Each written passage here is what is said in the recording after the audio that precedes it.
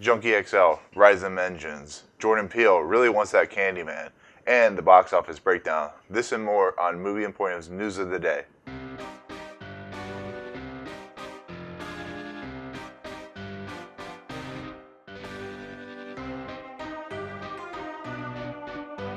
What's up, guys? Welcome to Movie Emporium's News of the Day for September 11th, 2018, where we take stories from around the world of movies, break them down, and tell you about them one by one. As always, if you like what you see, remember to rate, subscribe, check us out on YouTube, Audio Boom, Facebook, and Twitter. I hope you guys have enjoyed everything we've put out so far. We also have a Predator non-spoiler review before the movie came out, so hope you enjoy that. I'm sorry about yesterday. I was updating my computer, getting a new hard drive, so to make things easier for me when I edit. But also today is September 11th. As we know, September 11th is the World Trade Center attacks. So I just want to take a quick moment to silence to recognize what happened to all those people in September 11th, 2001. So I think we should go ahead and do that real quick. So.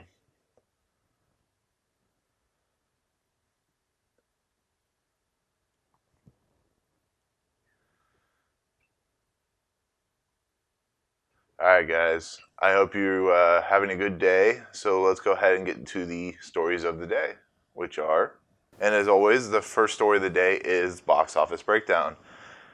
So usually I report this on Monday, but the weekend actuals or the box office actuals, the actual amount that they made comes out on Tuesday because they have to get all their ticket sales in and so on and so forth. But, you know, since it's Tuesday, I figure I report them. So it was a pretty big weekend, pretty major weekend in a big way for a horror film, and that was for The Nun. The Nun made $53 million, almost $54 million for the weekend. To say that's not a small number is an or to say that is a big number is an understatement. That's a huge number, especially for a movie like The Nun. The Conjuring is kind of like Paranormal Activity and Saw, where it's gaining steam as it goes along. Not necessarily in quality, but in box office take. And this just shows that people wanted to see The Nun. I saw it for review purposes, or I probably wouldn't have seen it in the theater. But, I mean, it's an okay movie. It is what it is. But $53 million, it's going to be a $100 million hit. It just proves that people really like this franchise, and people really like that character. And, you know, James Wan's happy. Warner Brothers is definitely happy because, I mean, it's only at a $22 million budget. So, I mean, what can you say? You know, congratulations to The Nun for making $53 million and on its way to a $100 million gross. But number two was Peppermint, which grossed $13 million.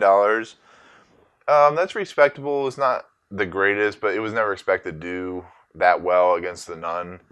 I mean, it only cost $25 million to make. It stars Jennifer Gardner, who's known for Alias and some low-budget movies.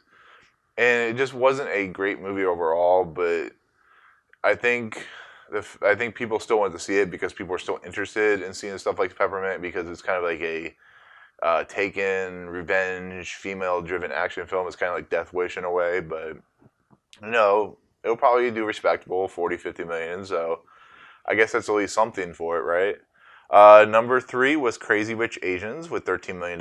Once again, this movie is a massive hit, $135 million. Probably ends somewhere around $150 million. But once again, John Cho, cast, Michelle Yeoh. I mean, you can't say much more about it. So, number four was The Meg, dropping down 42% to $6 million. This is going to end up about $135 to $140 million when it's done. Number five was 13 with $4 million. It's at $14 million. Definitely not what I expected it to be at. I expected it to do well based off the fact that it's an Asian cast that would take off of, you know, Crazy Rich Asians. But there was some good points that this was a very low budget movie. It was based off a computer program type of style of movie. So $14 million, I guess, is pretty good. So Mission Impossible Fallout was number six with $3 million, dropping 44%. It's at 212, so it's the highest grossing Mission Impossible movie, which is great. It's pretty much ending the near end of its run. So, I mean, we're going to see it in probably next month or a month after in digital release. So, number seven, Disney's Christopher Robin, $3 million for $91 million take. Pretty good. Actually, it might hit $100 million. I mean, it's highly unlikely, but Number 8 was Operation Finale with $2 million. Pretty much not a great hit. I didn't expect it to be. It has made $13 million so far on a $24 million budget. But number 9 is Black Klansman at $2 million. It's at $43 million, so it definitely made a lot of money for its, type of film that it is. So number 10 is Alpha, which made $2 million for $32 million. Not a great hit, but it was never expected to be. Outside of that, God Bless This Broken Road, which was the only other movie to open up, made $1 million, faith-based religious movie, so it wasn't expected to ever do any money, but that's pretty much it. Like I said, Slender Man dropping like a rock, Kin dropping like a rock, so that's what is expected in these types of, scenarios, so. But, with The Predator coming out, that's going to be a number 1 movie for the weekend, probably $40 million, I think, maybe a little bit more, depending on the gauge of, the Predator franchise itself. But like I said, if you haven't seen my review, I did put it up last night, and like I said, I thought it was interesting. So, but check out it's a non-spoiler review. The spoiler review come this weekend, but that's it on the box office breakdown. Like I said, it was big in the essence of The Nun, but everything else is kind of so. But with that, we'll move on to our next story, which is... So we go back to Bond 25. Danny Boyle left. We all know the story. There was casting rumors. The actor Syed Taghmaoui, sorry if I mispronounced that. You might know him from Wonder Woman. He's been in a lot of other different types of things. I think he was in Three Kings. He usually plays like the Arab characters in movies and so on and so forth. Apparently, he was supposed to be in the role for a major Bond villain for Bond 25 with Danny Boyle. He's a good actor. He hasn't had a lot of big parts, but the stuff he's been in, he's a pretty talented actor. And unfortunately, with Danny Boyle leaving, this kind of leaves us in flux of what he was gonna do. But I thought he could have put in a great villain. He definitely played a nice little villain in Three Kings. But like I said before, with these things and with directors leaving, things change, villains get switched around, people lose their job over this type of thing.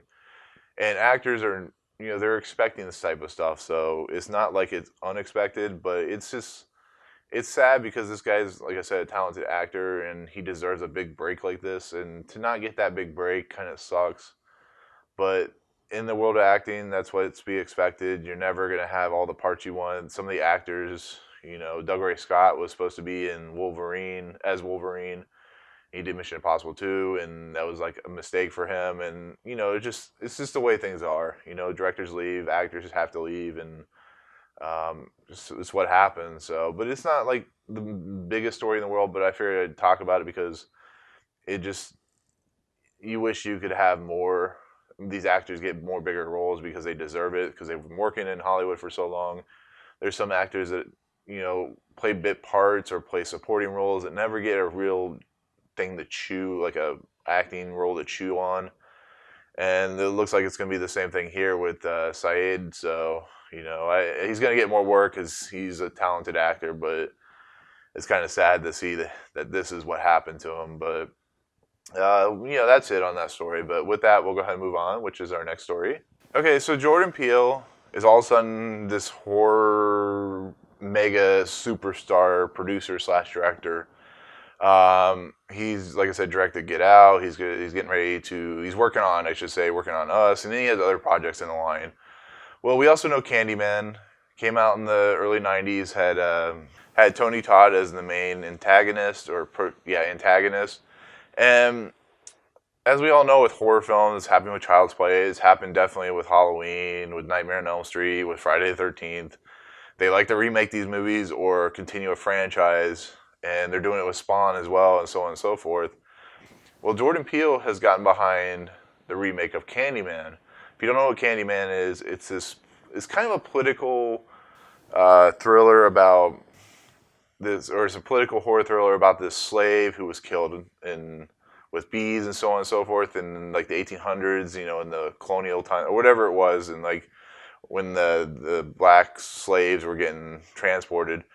And basically he comes back as, kind of like Freddy or Jason or Michael Myers.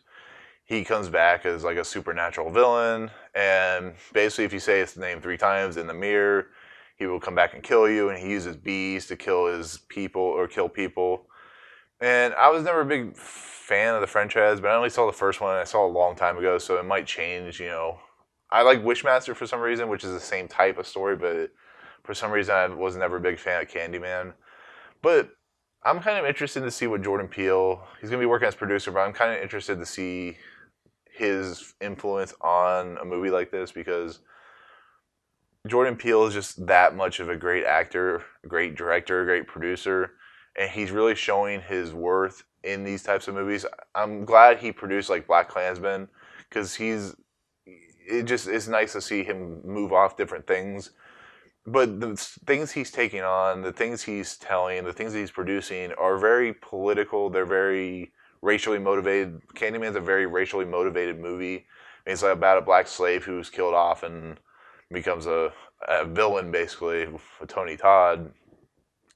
And what this means for this movie, I don't know. I don't know if they're going to update it like they're doing with Child's Play, or I don't know if they're going to keep the story the same. But with it being, the racially motivated style of story, or if the way things are now, I think he could bring an interesting flavor if he gets the right director and the right writer. I'm interested, like I said, with Black Klansman, he had Spike Lee, so he already had a good director involved. But with the horror films, the problem a lot of times is you can have a great producer like Jason Blum, but you're not always going to get the best talent of directors. And Jason Blum's gotten up to a point where he is getting that talent. He's getting the M. Night Shyamalans and the Jordan Peeles and so on and so forth. But like I said, with Candyman, you never know how this is going to go. We've seen how it goes with Nightmare on Elm Street. We see how it goes with Friday the 13th. I'm glad that Blumhouse has gotten a hold of Halloween because apparently that's a really good movie from David Gordon Green and Danny McBride. So we'll see how this goes. I am interested by it, but like I said, you can't tell until you actually see the final product. But it is Jordan Peele, so I have a little bit of faith that it's going to work out. But with that, we'll move on to our next story, which is... So this is more of a nerdy thing, but it's something... Okay, so we got It, right? It Chapter 2 is coming out next year. Huge hit with Chapter 1. Book's really famous by Stephen King. They had to edit out parts in the book to the movie adaptation because there's certain things you don't want in this movie because of subject matter. One of the hardest things to adapt is called the Ritual Chud, and it's basically Bill's character does a mind meld almost with the Pennywise It character, and they have the battle of wills, and Bill uses his issues with his stuttering and so on and so forth, and there's like a turtle in there. It's a really odd, almost psychedelic, fight of wills between the two characters. And Andy Muschietti wants to use this particular scene in the movie to kind of give the audience who love the book like I do, kind of a fan service type of style of look to the movie. But with stuff like this, it's really hard to do because how do you introduce a gigantic turtle? How do you introduce, this really chaotic, really weird looking visual style? But I'm really interested to see what he can do because he did a nice job with It Chapter 1. And It Chapter 2 has a nice cast with, James McAvoy and Jessica Chastain and so on and so forth, Bill Hader. But introducing the Ritual Chud is going to be interesting in the fact that you never know how these things are going to work out or how they're going to play out. And I'm looking forward to it. I'm looking forward to seeing what Muschietti can do. But like I said, you still pause for a second because you're like, we'll see how it works out. It's a very unique scene. It's very interesting. If it doesn't work, it could ruin the movie. If it does work, it could make the movie awesome. But we'll see. Like I said, It Chapter 2 comes out in September of next year, so we'll see how it works out. But we'll move on to our next story, which is... Okay, so we got Peter Jackson producing Mortal Engines. Mortal Engines is basically the story of what would happen if all these cities, all these lands were developed into like gigantic moving cities. And London was like basically a tyrant taking over these cities, like consuming them, like almost like Unicron and Transformers the movie, if you want to think about it like that.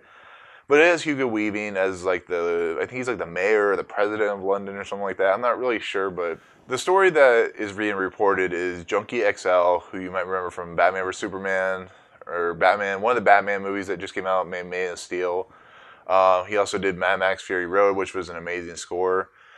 He's involved. He's involved with Mortal Engines, which is cool because he's a very unique composer. He uses a lot of interesting instruments with guitars and drums, and he has a very like almost like a DJ style of music making. He's like I think he's a protege of Hans Zimmer. Hans Zimmer is known for using the different instruments that aren't typical woodwind and strings instruments, and he uses it to interesting effects. I mean, you've seen it in Inception with the bong bong style, but like I said, I think it'd be cool to see what Junkie XL can do. Like with this type of movie and with it coming out when it does. I think it could be a fascinating movie. I don't know if it's going to be the greatest movie in the world, but I think Junkie XL being involved could make the movie a little bit better, could give the movie a little bit more flavor, I guess is the easiest word to put.